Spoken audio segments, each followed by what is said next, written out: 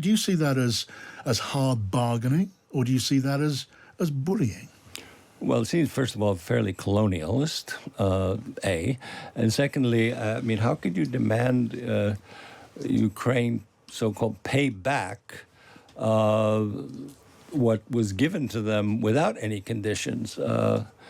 So it doesn't really, it doesn't strike, I think, anyone as a particularly good deal. Let's welcome to the program Yaroslav Trofimov, the chief international correspondent at the Wall Street Journal. Hello to you, Yaroslav. Welcome back. Hi, great to be on the show. Yaroslav, welcome. Do you take the view that President Trump is about to get tough with Vladimir Putin? I think it remains to be seen. You know, this was a rare occasion where President Trump had hard words to say about Russia, President Putin.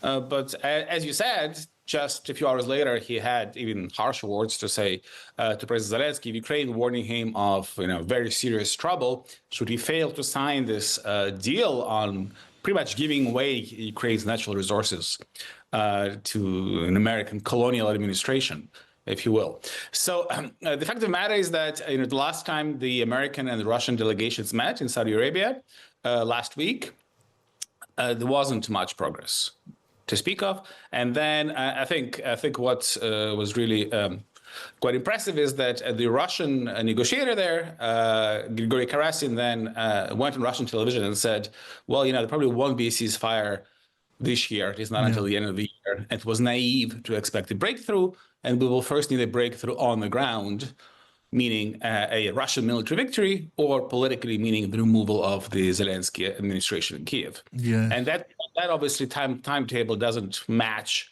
President Trump's desires for a quick deal. It is also suggested, isn't it, Yaroslav, by the Kremlin, that America is talking to Russia about mineral deals on Russian territory, which sort of suggests that America does then have no interest in a security guarantee behind those deals. It considers it a potential business deal between America and Russia. Oh, absolutely. I mean, there is, having an option on Ukrainian minerals and the profits from the Ukrainian natural resources. It's not just minerals. If you look at the deal, it's oil, gas, railways, ports, pipelines. It's a giant chunk of Ukrainian economy. But that's just an option. And obviously, Russia also wants American investment on different terms in its energy sector because it's starved of investment. It's unable to produce as much as it could. Problem is that to do that, sanctions must be lifted.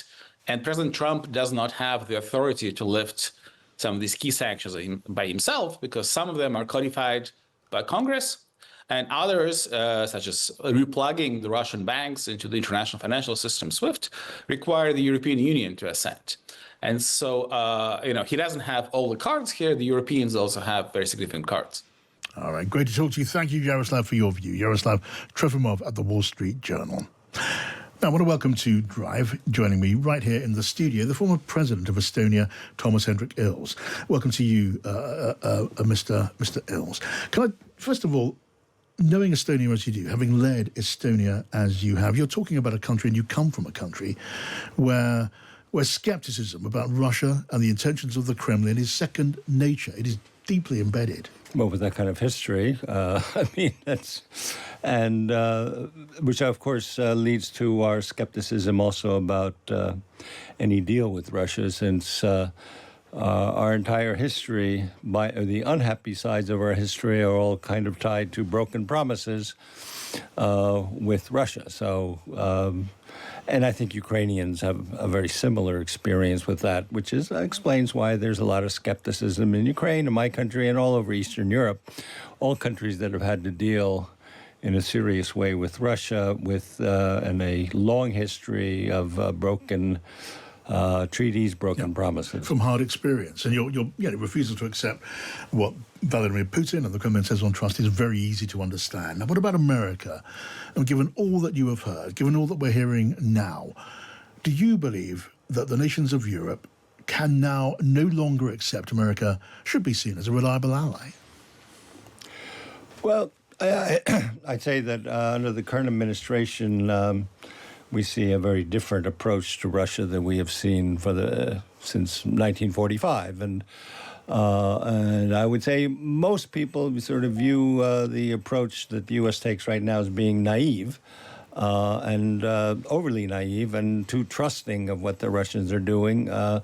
And if you look at this, the people making policy decisions below the president, you don't see many who have had any real experience that the United States has had. And here, I mean, this is not a matter of, oh, there used to be Democrats. I mean, we're talking about just as much Republicans who, traditionally at least, were even more suspicious of the way Russia behaves.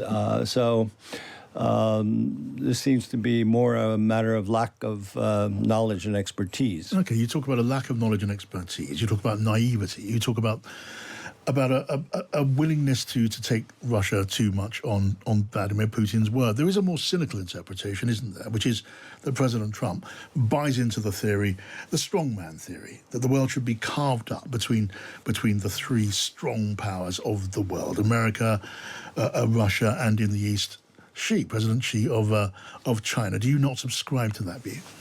Well, there are three strong powers, but one of them is not Russia. Aspires to be one, if you like. Well, I mean, okay, militarily you can say yes, there's a nuclear power. Nonetheless, if you economically, really the European Union is a competitor. The problem is that the European Union, we have not been spending money on defense. And so our military capability is low. On the other hand, I mean, what is... Russia has a GDP of Italy. It's comparable to Italy, exactly. Right. Yeah. So, look, with that in mind, then, you look at the latest draft, it's widely reported, of the deal that America is offering to Ukraine, on not just on minerals, but also on energy, on infrastructure. Do you see that as hard bargaining, or do you see that as bullying? Well, it seems, first of all, fairly colonialist, A. And secondly, I mean, how could you demand Ukraine so-called pay back what was given to them without any conditions?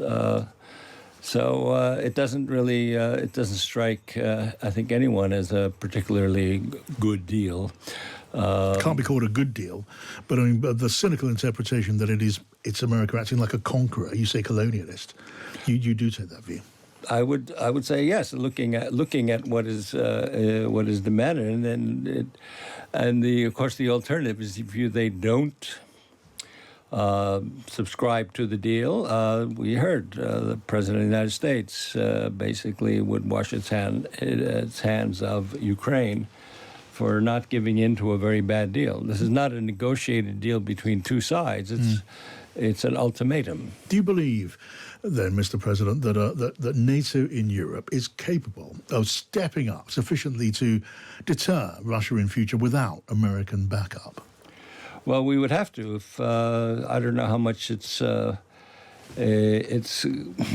the news here, but just Saturday, the Washington Post published a new guidance from the Department of Defense in the United States, which basically says that the United States is going to leave Europe.